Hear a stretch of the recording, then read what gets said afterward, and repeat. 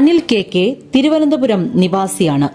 1994 engine ഫിറ്ററായി വ്യോമസേനയിൽ ഔദ്യോഗിക ജീവിതം ആരംഭിച്ചു.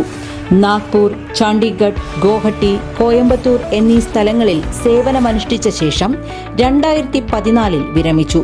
ചെറുപ്രായത്തിൽ തന്നെ പർവ്വതങ്ങളോടും പ്രകൃതിയോടും അതിയായ ഇഷ്ടമുണ്ടായിരുന്നു. വ്യോമസേനയിൽ നിന്നും വിരമിച്ച ശേഷമാണ് അദ്ദേഹം പർവ്വതാരോഹണം തുടങ്ങിയത്. തുടക്കം 2022 അഗസ്ത്യാർകൂട യാത്രയിലൂടെയായിരുന്നു. തുടർന്ന് 2023 13 ദിവസം കൊണ്ട് 17,600 അടി ഉയരമുള്ള എവറസ്റ്റ് ബേസ് ക്യാമ്പ് കീഴടക്കി. 2023 ആഫ്രിക്കയിലെ ഏറ്റവും പൊക്കം കൂടിയ കിളിമഞ്ചാരോ എന്ന പർവ്വതം 9 ദിവസം കൊണ്ട് അദ്ദേഹത്തിന് കീഴടക്കാനായി.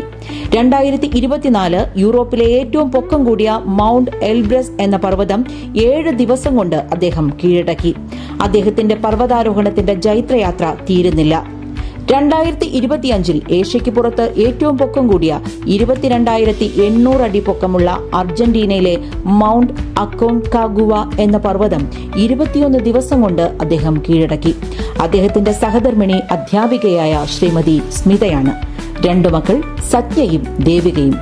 ഏതൊരു പർവ്വതാരോഹകന്റെയും ആഗ്രഹമാണ് എവറസ്റ്റ് കീഴടക്കുക എന്നത്.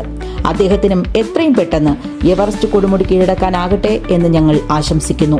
അനിൽ കെയെ ആദരിക്കുന്നതിൽ എയർ വെറ്ററൻ അസോസിയേഷന് അതിയായ സന്തോഷവും അഭിമാനവുമുണ്ട്.